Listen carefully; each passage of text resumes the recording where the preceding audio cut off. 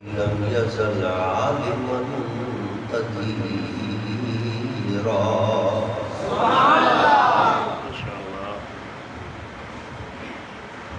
حيا قيوما سميعا بصيرا سبحان اللہ سبحان اللہ.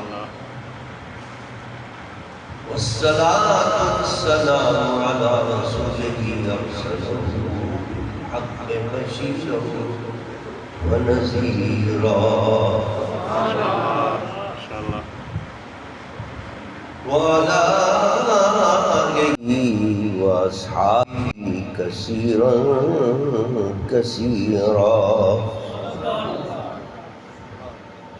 أما بعد فأعوذ بالله من الشيطان الرجيم. بسم الله الرحمن الرحيم.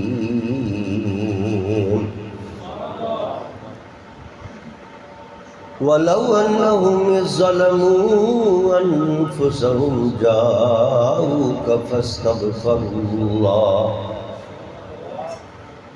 واستغفر لهم الرسول لوجدوا الله توابا رحيما. صدق الله وصدق رسوله النبي الأمين الكريم ونحن على ذلك لمن الشاهدين والشاكرين والحمد لله رب العالمين. إن الله وملائكته يصلون على النبي يا أيها الذين آمنوا صلوا عليه وسلموا تسليما. درود شریف پڑھ لیجیے. الصلاة والسلام عليك يا اللہ.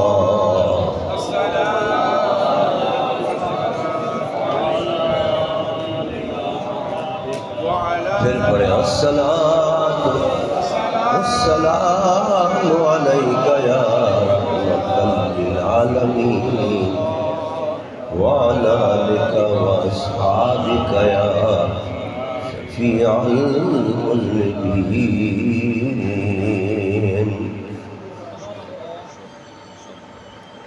حمد و صلاۃ کے بعد اہلیان کرباٹ بالقوت مولانا سمت صاحب ان کے تمام ساتھی قابل مبارکباد ہیں جنہوں نے یہ خوبصورت اور ایمان افروز محفل یہاں سجائی ہے.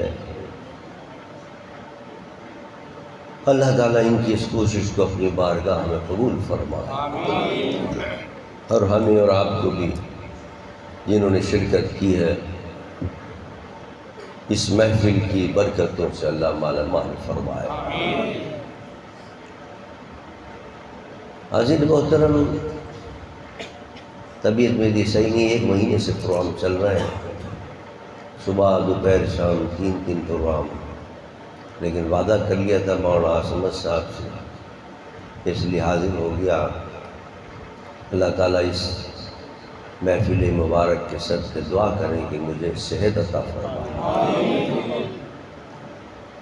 قرآن پاک کی ایک آیت مقدسہ میں نے تلاوت کرنے کی سعادت حاصل کی ہے. اللہ فرماتا ہے وَلَوْ أَنَّهُمْ إِذ ظَّلَمُوا أَنفُسَهُمْ جَاءُوكَ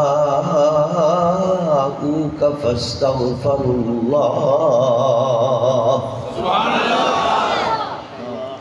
اگر انہوں نے اپنے نفسوں پر ظلم کر لیا ہے، یعنی گناہ کر لیے ہیں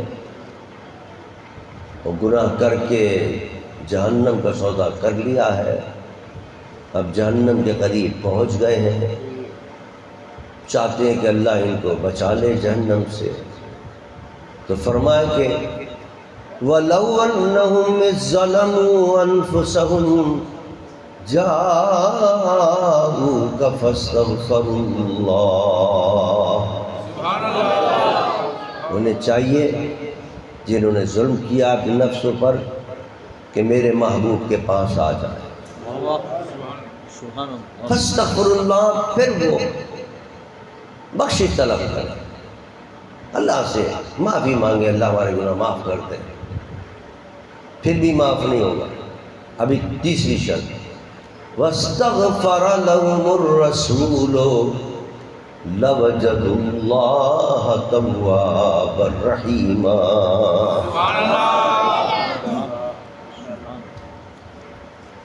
میرے تقریر کے دوران آپ حضرات آرام سے بیٹھے تشریف رکھیں. یہ سلسلہ اچھا ہے، علماء کو دیا کریں آپ، لیکن تقریر کے دوران میرے آرام سے سکون سے تشریف رکھیں.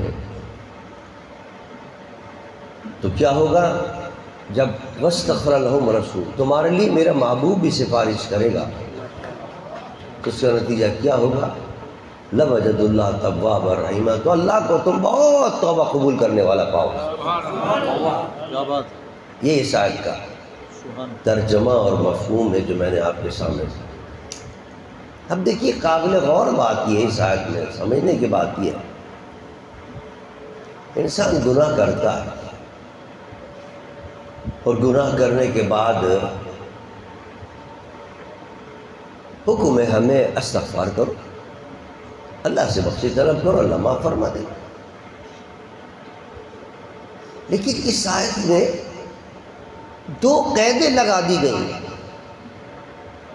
ایک یہ ہے کہ جاؤ کا معافی نہیں ہوگی.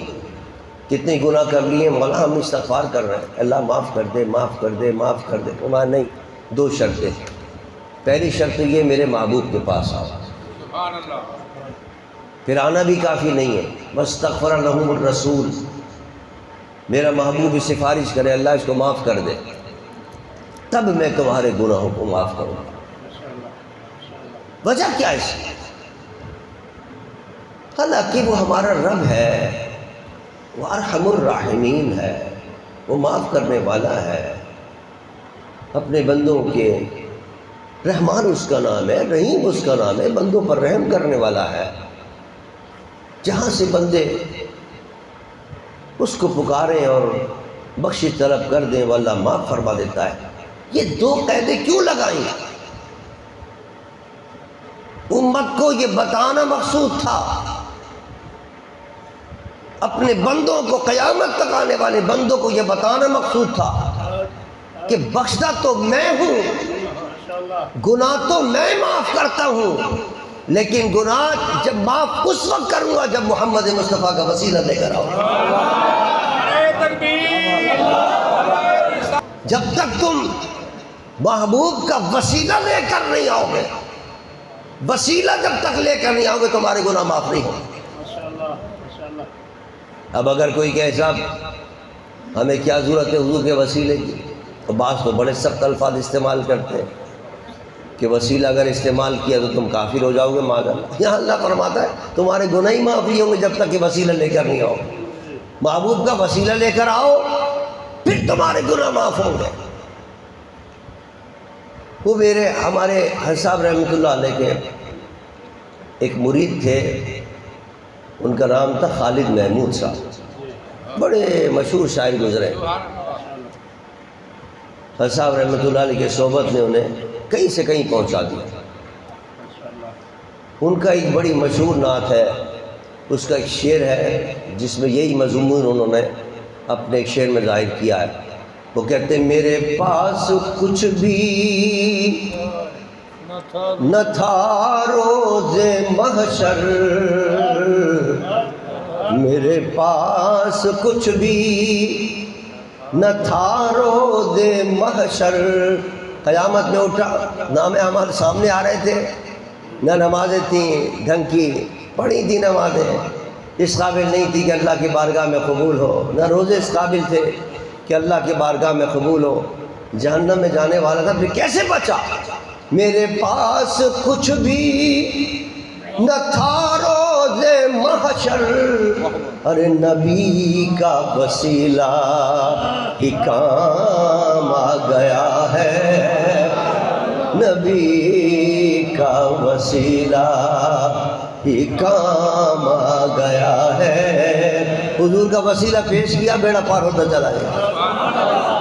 اس لیے فرمایا اللہ نے بَلَوْ أَنَّهُمْ إِذْ ظَلَمُوا أَنفُسَهُمْ جَاءُوكَ، میرے محبوب کے پاس آؤ، اس کا وسیلہ لے کر آؤ گے، کوئی خامیاں ہوں گی، کوتاہیاں ہوں گی، وہ سب اللہ درگزر کر دے گا اور تمہارے گناہ معاف کر کے تمہیں جنت عطا کر دے گا۔ اب یہاں سوچنے کی بات جس کی طرف آپ کی توجہ چلانا چاہتا ہوں، اللہ نے فرمایا جاؤوک فاستغفر اللہ، محبوب کے پاس آؤ اور پھر بخشش طلب کرو۔ اب سوال یہ ہے کہ حضور کے امتی تو پوری دنیا میں ہے، صرف مدینے میں تو نہیں ہے، مدینہ منورہ میں، صرف مکہ معظمہ میں تو نہیں ہے، پوری دنیا کے اندر۔ اب اللہ فرما رہے ہیں پھر میرے محبوب کے پاس آؤ۔ اب کس کے پاس اتنی ہمت ہے؟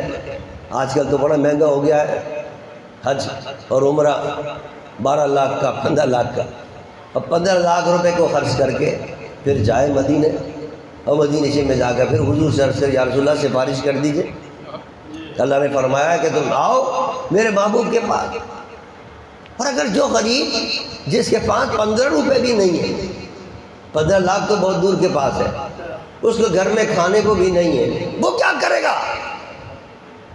اس کے گناہ کیسے معاف ہوں گے؟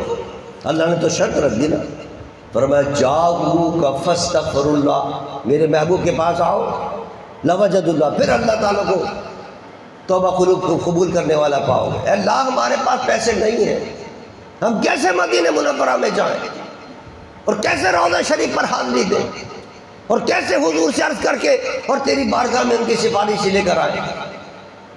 فرمایا قرآن کی آیت کو سمجھو، میں نے یہ تو نہیں کہا کہ تم آؤ مدینہ منورہ کے اندر، یہ تو میں نے نہیں کہا، میں نے تو قرآن میں کہا جاؤ کا، میرے محبوب کے پاس آؤ۔ ارے جہاں جہاں ہو، دنیا کے جس کونے کے اندر بھی ہو، جس گوشے کے اندر بھی ہو، وہیں سے اپنے نبی کو پکار لو، حضور روضے میں سن کر تمہاری فریاد دے گا۔ کہ تم یہاں سے بولتے ہو تو دیوار کے پیچھے کوئی نہیں سن سکتا تمہاری بات، کوئی دیوار کے پیچھے بول رہا ہے تو تم یہاں نہیں سن سکتے۔ میرے مصطفیٰ کی شان تو یہ ہے، کائنات ارض و سما کے اندر جو شخص بھی جہاں سے بولے گا میرے مصطفیٰ روضے میں اس کی آواز کو سن لے گا۔ دور و نزدیک کے سننے والے وہ کان، ہمارے کان نہیں ہیں جو قریب سنے دور نہیں سنے، دور و نزدیک کے سننے والے وہ کان، کان لالے کرامت پہ لاکھوں سلام، کان لالے کرامت پہ لاکھوں سلام۔ حضور کے اس کان پر بھی لاکھوں سلام ہو جو اپنی امت کی فریاد کائنات کے کونے کونے سے سن رہے ہیں۔ اور میرے آقا نے خود فرما دیا، ہو سکتا کسی کو شک ہو کہ حضور نہیں سنتے ہیں وہاں سے، ہو سکتا کوئی اعتراض کرے، کوئی بیوقوف، جیسے یہ ایک پاگل آیا وہاں آج کل ذاکر نائک بکواس کر رہا ہے، کہہ رہا ہے کہ نہیں حضور تو نہیں سنتے، وہ تو معاذ اللہ ثم معاذ اللہ، الفاظ بھی دہرانا صحیح نہیں ہے، ان کو کچھ پتہ نہیں قبر میں کیا ہو رہا ہے، روزے میں کیا ہو رہا ہے۔ لیکن میرے مصطفیٰ فرماتے ہیں ما من عبد یصلی علی الا بلغنی صوتہ حیث کانا۔ حضور فرماتے ہیں میرا غلام اور اللہ کا بندہ یصلی علیہ، جب وہ مجھ پر درود پڑھتا ہے اور وہ جب مجھ پر درود بھیجتا ہے، جہاں سے بھی وہ درود بھیجے مجھ تک اس کی آواز پہنچ جاتی ہے۔ یہ مت سمجھنا کہ اگر دور بیٹھا ہوں میں تو اس کی آواز کو نہیں سن رہا، میں اس کی آواز کو سنتا ہوں، اس کی آواز کو میں سن لیتا ہوں۔ اب اگر یہی صرف اتنی حدیث ہوتی نا تو آج کیا کہتا ہے ذاکر نائک؟ بھائی یہ تو حضور نے اپنی زندگی میں کہا تھا، اپنی ظاہری حیات کے لیے کہا تھا کہ بھائی تم جہاں سے بھی کہو گے تو میں تمہاری آواز سن لوں گا۔ اب تو حیثوں کا لفظ ہے، حیث و کانا جب فرما دے تو حیث و کانا کا مطلب بھی جہاں سے بھی. حضور کی ظاہری حیات کے اندر بھی کچھ صحابی جو تھے وہ حبشہ میں چلے گئے تھے، کچھ صحابی جو تھے وہ جناب شام کے اندر چلے گئے تھے، کچھ صحابی مصر کے اندر تھے. اگر ظاہری حیات بھی مان لے بالفرض تو پھر بھی حضور فرما رہے ہیں جہاں سے بھی میرا غلام درود بھیجے گا میں اس کے بعد سے سن لوں گا وہاں سے. لیکن نہیں، صحابہ نے اس کا مسئلہ حل کر دیا. صحابہ نے پوچھ لیا اکان بعد وفاتک یا رسول اللہ، یا رسول اللہ یہ جو آپ فرما رہے ہیں کہ میرا غلام جہاں سے بھی مجھ پر درود بھیجے گا میں اس کی آواز کو سن لیتا ہوں، یہ اس ظاہری حیات کے اندر ہے یا اس عالم سے پردہ فرمانے کے بعد بھی آپ سن سکتے ہیں؟ واہ، وہ سوال نہ کرتے نا تو مسئلہ حل نہیں ہوتا. پتہ نہیں کتنے اعتراض کرنے والے اعتراض کرتے. صحابہ نے مسئلہ حل کر دیا. جب صحابہ نے یہ پوچھا کہ کیا اس عالم سے پردہ فرمانے کے بعد بھی، روضہ انور میں جانے کے بعد بھی آپ سنتے ہیں اپنے غلام کے درود کو؟ سرکار فرمایا وبعد وفاتی ان اللہ حرم علی الارض ان تاکل اجساد الانبیاء، اللہ نے نبیوں کے جسم کو ان کے مزاروں پر محفوظ رکھا ہے، وہ جہاں مزار کے اندر بھی اپنے غلاموں کی آواز کو سن دیا کرتے ہیں.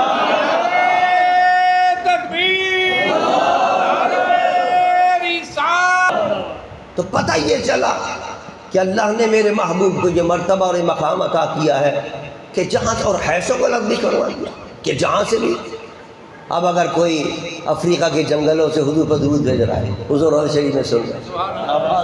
کوئی کراچی سے بھیج رہا ہے، حضور روضہ شریف میں سن رہے ہیں. کوئی لاہور میں بیٹھ کر بھیج رہا ہے، وہ وہاں سن رہے ہیں. ہم یہاں آج کرباٹ میں بیٹھ کر آقا پر درود بھیجتے ہیں، حضور روضہ شریف میں سن رہے ہیں. نظر کرم فرماتے ہیں اپنے غلاموں پر. کون کون ہے جو مجھ پر درود بھیج رہا ہے؟ کون کون ہے جو سلام بھیج رہا ہے؟ صرف سنتے ہی نہیں ہیں بلکہ حدیث میں آتا ہے حضور اس کا جواب بھی عطا فرماتا ہے. اور جواب آ جائے حضور کی طرف سے ایک مرتبہ تو بیڑا پار ہو. سلام کا جواب کیا ہے؟ وعلیکم السلام.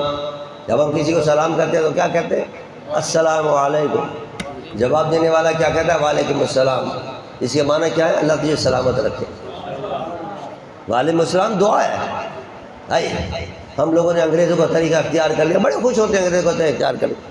جب کسی کو ملتے ہیں ہائے ہائے، وہ کہتا ہے بائے بائے. ارے اللہ کے بندو سلام کرو، دعا دو. ہمارے یہاں تو ہائے ہائے اس وقت ہے وہ مر جاتا ہے کوئی. تمہارے یہاں کوئی مر گیا ہے جو ہائے ہائے بائے بائے کر رہے ہو؟ جس سے ملے تو السلام علیکم. حضور نے فرمایا کہ جب بھی کہیں جایا کرو، نکلا کرو تو کوئی تمہیں جانتا ہو، تم کسی کو جانتے ہو یا نہیں جانتے ہو، ہر ایک کو سلام کرتے ہوئے جایا کرو. وفشوا السلام اطعموا الطعام وفشوا السلام وصلوا باللیل والناس نیام. خوب کھانا کھلایا کرو، خوب سلام پھیلایا کرو، اور جب رات کو لوگ سوتے ہو تو کھڑے ہو کر اللہ کی بارگاہ میں مناجات کیا کرو. یہ تین حضور کے حکم ہیں. اس پر عمل کرے آدمی تو اللہ کا مقرب بن جاتا ہے. اب تم دو چیزوں پر تو عمل کرتے ہو. میلاد مصطفیٰ کی محفل سجی ہے، معراج مصطفیٰ کی سمجھی، حضور غوث پاک کی یاد میں 11ویں شریف کی محفل سمجھی، اس کے اندر اطعموا الطعام پر تو عمل ہو رہا ہے. ماشاءاللہ کھانا بنایا نا، مولانا عاصم صاحب نے کھانا بنایا تو کھانا کھلایا، ہمیں کھلایا. پہلے کھلا رہے تھے کھانا، میں نے کہا نہیں بعد میں کھائیں گے کھانا. تو کھانا کھلاتے ہیں، وہ جو آتے ہیں مہمانوں کو وہ کھانا کھلاتے ہیں. اطعموا الطعام پر بھی عمل ہو گیا. پھر سب آئے آپس میں ایک دوسرے کو ہم نے سلام کیا، بخش السلام پر بھی عمل ہو گیا. اب تیسرے حکم پر بھی عمل کر لیں، رات کو کھڑے ہو کر نماز کر لیں تو ولی کامل بندی چلے جائیں. یہ ولایت کے طریقے ہیں جو حضور نے بتائے. لیکن ہے افسوس اس پہ بھی پابندی. درود شریف مت کرو، میلاد شریف بھی مت کرو، یہ بھی مت کرو، وہ بھی مت کرو. اس کا مطلب یہ وہ روکنا چاہتے ہیں کہ انسان اللہ کا مقرب نہ بنے، اللہ کا محبوب نہ بنے. حضور نے جو طریقے بتائے وہ اللہ کا محبوب بننے کے طریقے بتائے. یہ اولیاء کرام کے طریقے اللہ کے محبوب بننے کے طریقے ہیں. تو حضور سرور دو جہاں صلی اللہ علیہ وسلم اپنے مدار پرانوار کے اندر، اپنے روضہ شریف کے اندر بیٹھ کر جہاں جہاں حضور کے غلام ہیں ان کی درودوں کو بھی سن رہے ہیں، ان کی فریادوں کو بھی سن رہے ہیں، ان کی فریاد رسی بھی فرما رہے ہیں.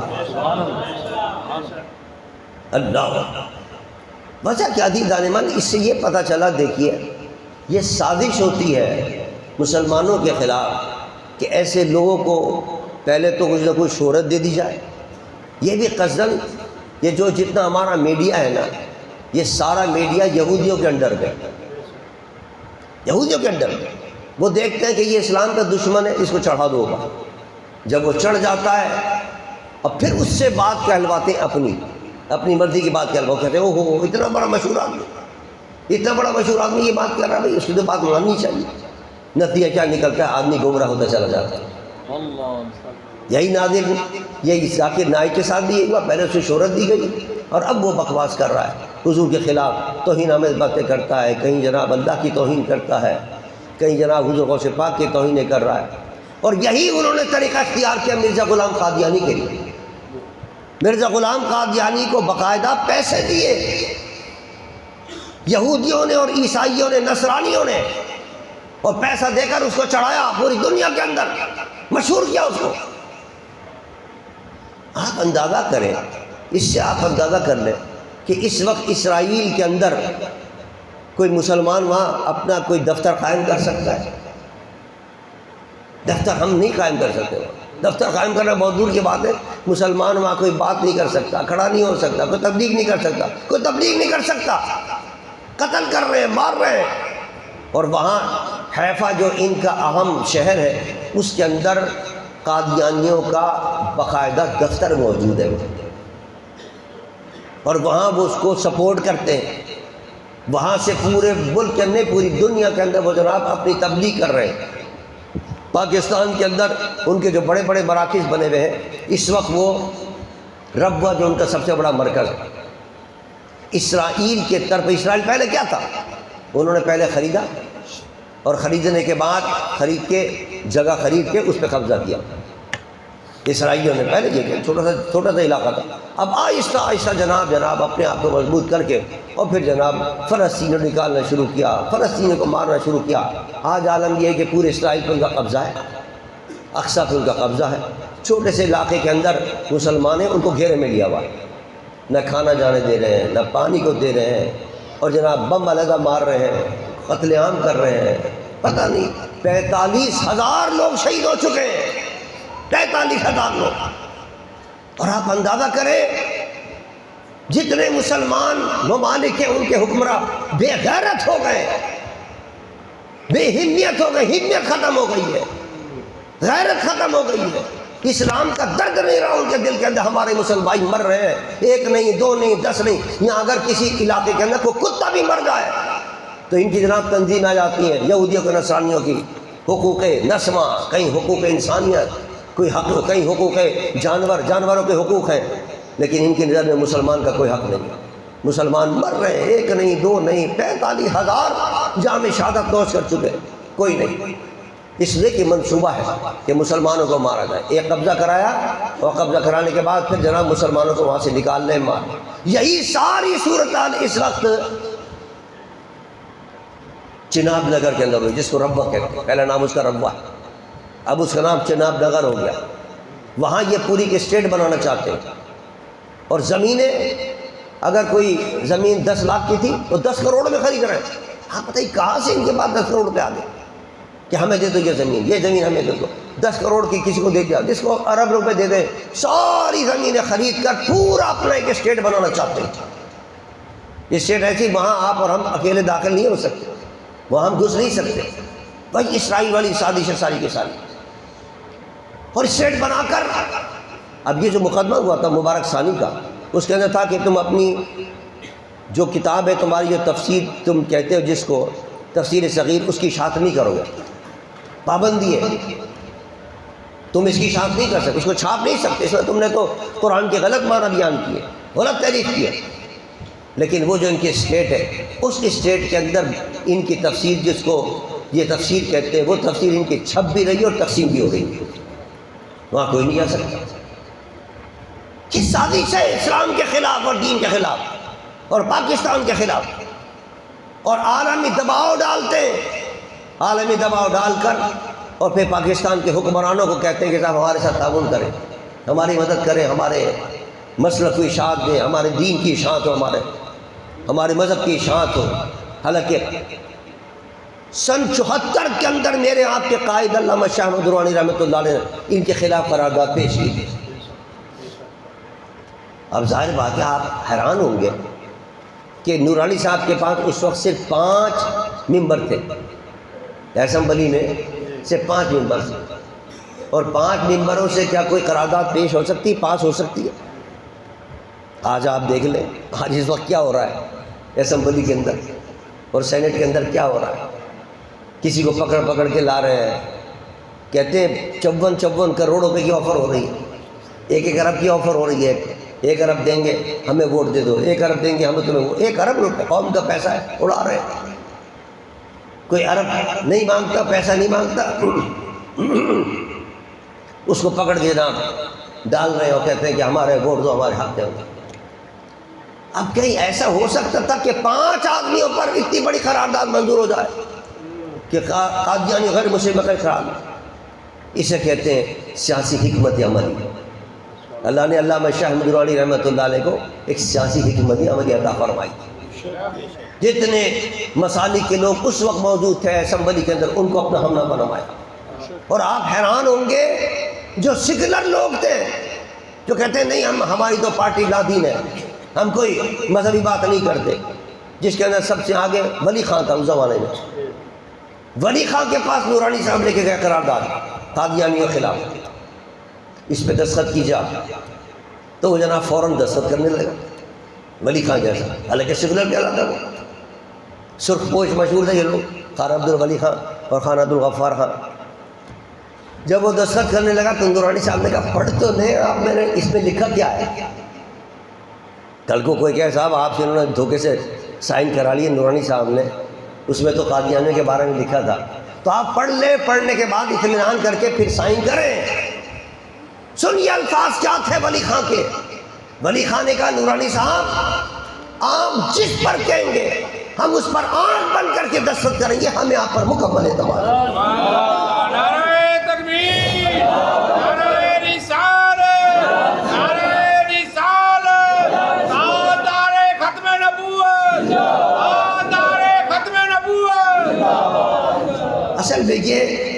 اصل میں یہ اعتماد تھا. ہمارے قائدین نے اپنے کردار سے اعتماد پیدا کیا. لوگوں کو پتا تھا یہ نہ بکنے والے اور نہ جھکنے والے. جب نورانی صاحب یہ قرارداد پیش کر رہے تھے تو لاہوری گروپ آئے، ان کے کئی گروپ ہیں قادیانیوں کے. ایک گروپ ہے اس کا نام ہے لاہوری، وہ نورانی صاحب کے بعد رات کو آیا اتنا بڑا بیگ لے کے، اور بیگ کے اندر جناب ڈالر اور پیسے اور روپے بھرے ہوئے تھے. ان کے صاحب یہ ہم تحفہ لائے. بھائی کیوں لائے تحفہ؟ صاحب ہمارا ایک کام چھوٹا سا کر دیے. کیا کام ہے بھائی؟ کل آپ قرارداد قادیانیوں کے خلاف پیش کر رہے ہیں، جو قادیانی مرزا غلام قادری کو نبی مانتے.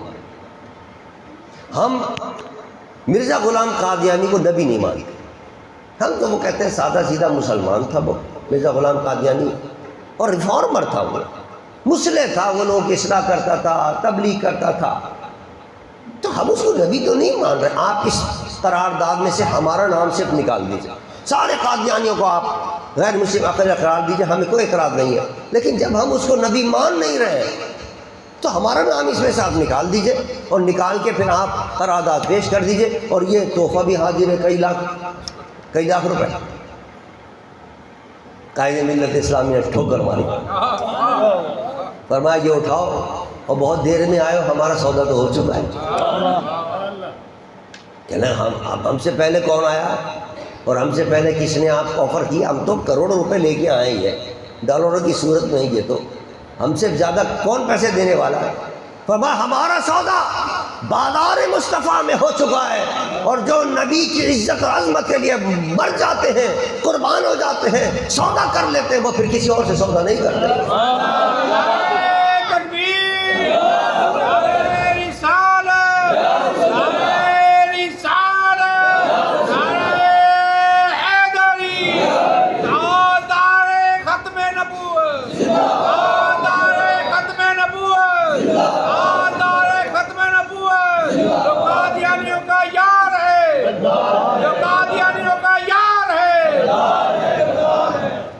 یہ حکمت عملی نورانی صاحب نے اختیار کی، سب کو اپنے ساتھ ملا کر متحد کر کے سب کو، حتیٰ کہ ولی خان کو ملا اپنے ساتھ، بھٹو تک کو ملا لیا اپنے ساتھ، بھٹو کو اپنے ساتھ ملا کے وزیر اعظم تھا اس زمانے کے اندر، اور تمام مسالے کے لوگوں کو ملا کر قرارداد پیش کی۔ الحمدللہ وہ قرارداد بالاتفاق منظور ہو گئی، اور سن 74 کے اندر 7 ستمبر کو قادیانیوں کو غیر مسلم اقلیت قرار دے دیا۔ اب کون سا سن چل رہا ہے؟ سن 2024۔ 74 سے لے کے 24 تک پورے 50 سال ہو گئے، پورے پاکستان میں نہیں پوری دنیا میں جہاں جہاں مسلمان ہیں سب اس کی گولڈن جوبلی منا رہے ہیں، گولڈن جوبلی، خوشی منا رہے ہیں، سب 50 سال ہو گئے۔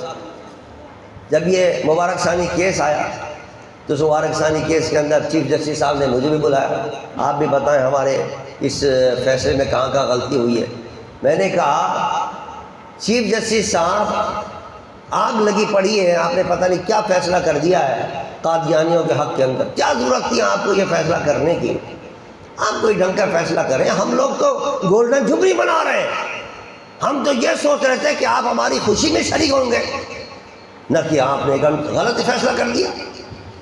تو مجھ سے پوچھنے لگے جسٹس فائز صاحب یہ گولڈن جوبلی کائے کے منا رہے ہیں آپ؟ گولڈن جوبلی کائے کے منا رہے ہیں آپ؟ میں نے کہا کہ سن 74 کے اندر میرے قائد علامہ شاہ مدورانی رحمۃ اللہ علیہ نے ان کو غیر مسلم اقلیت قرار دلوایا تھا اسمبلی کے اندر قرارداد پیش کر کے، اور آج سن 24 چل رہا ہے، پورے 50 سال ہو گئے، اس کی خوشیاں منا رہے ہیں۔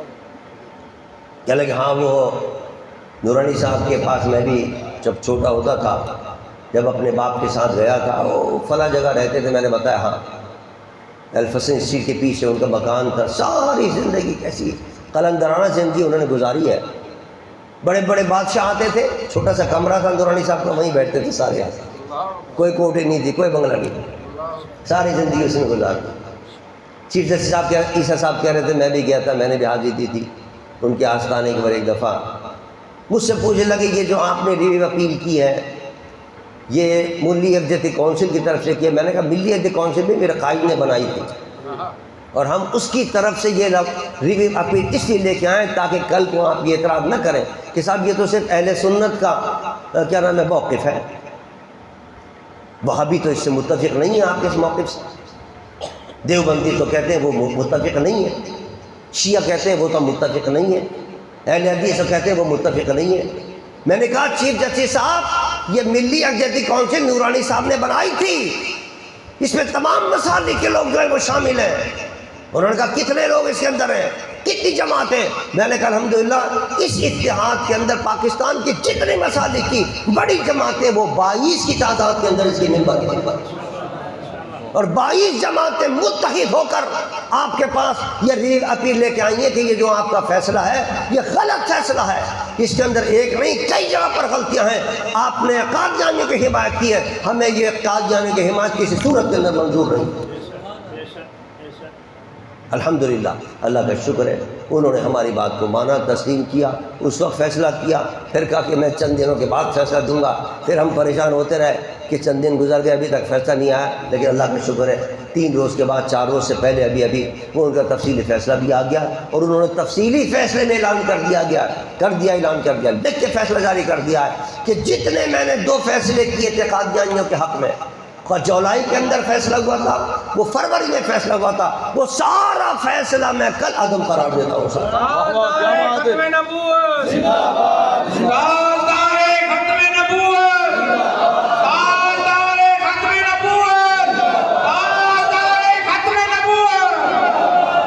یہ اللہ کا شکر، یہ اللہ کا کرم ہے، جتنا شکر ادا کرے کم ہے، یہ کوئی معمولی فتح نہیں ہے، آپ کو پتہ نہیں ہے یہ جو قاضی فائز صاحب نے جو فیصلہ کیا تھا وہ اپنی طرف سے نہیں کیا تھا، قادیانی کا پورا یورپ کا دباؤ تھا، اللہ اکبر، پورا امریکہ کا دباؤ تھا، اور آپ ہمارے حکمرانوں کو تو جانتے ہیں، ایک امریکہ کا ٹیلی فون آ جائے نا تو پتہ میں ان کے ڈھیلے ہو جاتے ہیں۔ خود لکھا ہے کہ اس میں کیا نام ہے ریکارڈ کے اندر موجود ہے، اخباروں میں آئی یہ بات، یورپ کے اخباروں میں، کہ جس وقت یہ جو جنگ ہو رہی تھی کیا نام ہے افغانستان کی، تو مشرف کو اس وقت کے صدر نے، کون تھا صدر اس وقت؟ ٹرمپ تھا یا بش تھا؟ بش نے ان کو لکھ کے بھیجا کہ آپ ہمارے ساتھ ہیں یا نہیں ہیں، اگر آپ ہمارے ساتھ ہیں تو یہ شرائط ہے ہمارے، یہ منظور کیجئے۔ وہ کہتا ہے 8-10 میں نے شرائط لکھ کے بھیجی، اور یہ بش کہہ رہا خود کہ ہم نے یہ سوچا کہ یہ 10-15 شرائط ہوں گے، اس میں سے کچھ مان لیں گے، کچھ نہیں مانیں گے، چلو 4-5 مان لیں، یہی بہت ہے، ہمارا کام بن جائے گا۔ لیکن ان کی غلامی دیکھیے، پاکستان کے ظالم اور بے غیرت حکمرانوں کی غلامی۔ جب اس وقت وہ شرائط آئے ہیں، کان بند کر کے مشرف نے کہا جتنے شرائط ہیں میں سب منظور کرتا ہوں، سارے آپ مارے افغانستان کے مجاہدوں کو، ہم آپ کا ساتھ دیں گے، طیارے بھی یہاں سے اڑائیں، لوگوں کو بھی یہاں سے لے کے جائیں، پکڑ کے ہم آپ کو دیں گے، پکڑ کے دیں۔ سنیے اس کی روایت سنیے جو اس نے یہاں کے سفیر نے، افغانستان کے سفیر نے جو روایت لکھی، کیسی دردناک روایت۔ جس وقت وہ پکڑ کے دے رہے تھے اس کو، وہ کہہ رہا تھا، میں کہہ رہا تھا کہ یہ مسلمان مجھے تو بچائیں گے کم سے کم امریکیوں سے، وہ بتائیں امریکوں سے بچانے کے مجھے پکڑ کے امریکہ کو حوالے کر رہے تھے، اور امریکی میرے بال کھینچتے ہوئے اور مارتے ہوئے مجھے لے کے جا رہے تھے۔ ایسے ظالم لوگ، ان سے کیا بھروسہ کہ کیا نام ہے یہ دباؤ میں آ کر فیصلہ نہیں کر لیں۔ پورا یورپ کا امریکہ کا دباؤ تھا کہ قادیانی کے حق میں فیصلہ کرو، لیکن یہ فیصلہ دین کے حق میں آیا، ختم نبوت کے حق میں آیا۔ میں کہتا ہوں یہ زندہ معجزہ ہے میرے محمد مصطفیٰ، ورنہ اتنی بڑی طاقت ہم اور آپ کیا مقابلہ کر سکتے ہیں؟ لیکن بہرحال جن سے اللہ کو کام لینا تھا ان سے اللہ نے کام لے لیا اور اپنے محبوب کی شفاعت کا مستحق بنا دیا۔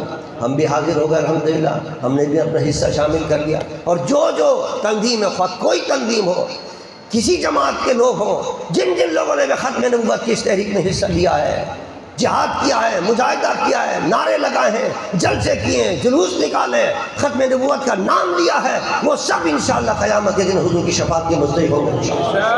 نعرہ تکبیر، نعرہ رسالت، نعرہ رسالت، نعرہ حیدری، آزار ختم نبوت، آزار ختم نبوت۔ لیکن عزیزان من سو نہیں جانا، ہم لوگ ایسا کام کرتے ہیں، بہت خوشی ملی، اب جا کے گھروں میں سو گئے، اب وہ اپنی سازشوں میں دشمن لگا رہتا ہے، سازش کرتا رہتا ہے۔ اب سازش کیا ہو رہی ہے، بلکہ پہلے سے سازش چل رہی ہے کہ پاکستان کے اندر جو اہم عہدے ہیں ان عہدوں پر قادیانی بیٹھے ہیں، اور قادیانی بیٹھ کر اسلام کے خلاف اور دین کے خلاف سازشیں کرتے ہیں۔ اب لوگ بے فکر بیٹھے ہیں، ہم نے بڑا کامیابی حاصل کر لی۔ ارے اس طرح کی سازشیں 10 مرتبہ ہو چکی ہیں، اور آئندہ بھی وہ کریں گے سازشیں۔ اس کا واحد علاج یہ ہے کہ جتنی اہم پوسٹوں پر قادیانی بیٹھے ہیں ان کے خلاف تحریک چلائی جائے، اور اس تحریک کے اندر حکومت کو مجبور کیا جائے، جس طرح اب یہ تحریک چلی تھی ان کو مجبور کیا جائے کہ ان سے ہٹائیں۔ اگر وہ وہاں سے ہٹ گئے تو آپ دیکھیں پاکستان کہیں سے کہیں پہنچتا چلا جائے گا الحمدللہ۔ لیکن اس وقت جو پاکستان کے حالات خراب ہو رہے ہیں، بلوچستان کے حالات خراب ہیں، KPK کے حالات خراب ہیں، اس ملک کے آپ حالات دیکھ رہے ہیں کیسے خراب ہو گئے، معاشی اور اقتصادی طور پر ہم کہاں پہنچ چکے ہیں یہ بھی آپ کو پتہ ہے۔ یہ سب قادیانی کے سازش، اور ان کا مقابلہ میں اور آپ اکیلے نہیں کر سکتے۔ کل حضرت علامہ پیر طریقہ پیر عبدالخالق صاحب دامت برکاتہم العالیہ نے ایک مشائخ کانفرنس بلائی تھی اسی ختم نبوت کے موضوع پر لاہور کے اندر۔ تقریباً 70-80 کے قریب پورے پاکستان کے مشائخ تھے، بڑی بڑی گردیاں، 70-80 مشائخ وہاں جمع تھے۔ وہاں بھی میں نے یہ پیغام دیا، میں نے کہا یہ جو بڑی کامیابی ہوئی ہے نا، یہ تو حضور کا کرم ہے، اس میں تو کوئی شک نہیں ہے، حضور کی نگاہ کرم تھی، لیکن یہ اتحاد کی بدولت اللہ نے کامیابی عطا کی ہے۔ میں اگر اکیلا کھڑا ہوتا تو وہ حیثیت نہیں دیتا مجھے، کوئی دوسری تنظیم اگر اکیلی کھڑی ہوتی تو اس کو دبا دیتے، تیسری کھڑی ہوتی اس کو وہ دبا دیتے مار مار کے، جس طرح 73 کے اندر کئی 100 لوگوں کو مار دیا انہوں نے۔ لیکن سب جب پوری قوم کھڑی ہو گئی، چیف جسٹس کو بھی اپنا فیصلہ واپس لینا پڑا۔ پاکستان کی تاریخ کے اندر کبھی ایسا نہیں ہوا کہ چیف جسٹس نے سپریم کورٹ کے اپنا فیصلہ واپس لیا ہو، لیکن یہ عوام کے اتحاد کی برکت تھی۔ میں نے کہا اتحاد کرنا پڑے گا، تب یہ اسلام کے خلاف جو پاکستان میں سازشیں ہو رہی ہیں ان کا مقابلہ ہوگا۔ اور دیگر مسالک کے اتحاد تو بہت دور کی بات ہے، پہلے سنی تو اتحاد کر لیں۔ سنیوں کے اتحاد کے لیے میں کوششیں کر رہا ہوں، جہاں جاتا ہوں اتحاد کے لیے بات کرنے کے لیے، یہ بھی لوگوں کو گوارا نہیں ہوتا. کہتے ہیں آپ وہاں گئے کیوں؟ ارے بھائی جب جائیں گے اس سے پوچھیں گے جبھی تو اتحاد ہوگا. ایک بیمار آدمی اس سے پوچھیں گے بھائی تیری بیماری کیا ہے، پھر تو علاج کریں گے نا اس کا. آپ کہیں نہیں صاحب بیمار کے بعد مت جائیے اور پھر آپ علاج کیجیے. علاج کیسے ہوگا اس کا؟ اس کے بعد جائیے، اس سے پوچھیے اس کا مرض کیا ہے، اس کی دوا کیا ہے، اس کا علاج کس طرح ہوگا. جن جن سے شکایات ہیں اہل سنت والجماعت کو کہ صاحب فلاں نے یہ کام کیا ہے، فلاں نے یہ عقیدہ ہے، فلاں نے یہ بات کہہ دی ہے، اس کے پاس جائیں، اس سے پوچھیں، اس سے لکھوائیں. لکھوانے کے بعد پھر علماء کے سامنے اس کی بات پیش کریں. یہ میرا مشن ہے الحمدللہ جس میں میں بھی چل رہا ہوں الحمدللہ. مجھے کسی کی پرواہ نہیں ہے، کوئی جتنا چاہے فتویٰ لگاتا پھرے. ہم تو فتویٰ پروف ہے، ہمیں کوئی فتویٰ کی پرواہ نہیں ہوتی. میرے قائد علامہ شاہ احمد نورانی رحمۃ اللہ نے یہ سکھایا. سن 2002 کے اندر جب ہم الیکشن لڑ رہے تھے، نورانی کے خلاف فتویٰ آ گیا کہ یہ نورانی جو ہے یہ وہابی ہو گیا ہے اور یہ بد مذہب ہو گیا ہے، اس کو ووٹ مت دینا. یہ شیعوں کے ساتھ بیٹھتا ہے، یہ وہابیوں کے ساتھ بیٹھتا ہے، یہ اہل حدیث کے ساتھ بیٹھتا ہے. نورانی نے پرواہ ہی نہیں، کسی کا پرواہ نہیں کرو تو کچھ ہوتا. یہ متحدہ مجلس عمل بنائی، متحدہ مجلس عمل بنا کے الیکشن لڑا. آپ حیران ہوں گے 70 کے قریب وہاں سیٹیں پہنچی ہیں اسمبلی کے اندر. یہ اتحاد کی برکت. اتحاد نہیں ہوتا تو ایک آدمی بھی نہیں پہنچ سکتا تھا وہاں. اتحاد میں بڑی برکت ہے. تو لہٰذا مجھے پرواہ نہیں ہے کہ جو چاہے کوئی فتویٰ لگاتا رہے. میں کوشش کر رہا ہوں کہ اہل سنت والجماعت سے ملاقاتیں بھی کروں گا، ملوں گا بھی جا کر ان سے بات بھی کروں گا، ان کی سنوں گا بھی. سن کے پھر علماء کے پاس لے کے جاؤں گا بھائی یہ باتیں ہیں ان کی، یہ وہ کہتے ہیں، آپ فتویٰ دیں. اگر واقعی انہوں نے کوئی غلطی کی ہوگی تو ان سے توبہ کروائیں گے. ان سے اگر کسی نے کوئی غلطی کی ہوگی توبہ کروا کے پھر انشاءاللہ اہل سنت والجماعت کو متحد کریں گے. اہل سنت اگر متحد ہوگا تو انشاءاللہ دوسرے دن پاکستان میں اسلام کا بول بالا ہو جائے گا. کھڑے ہو جائیں گے.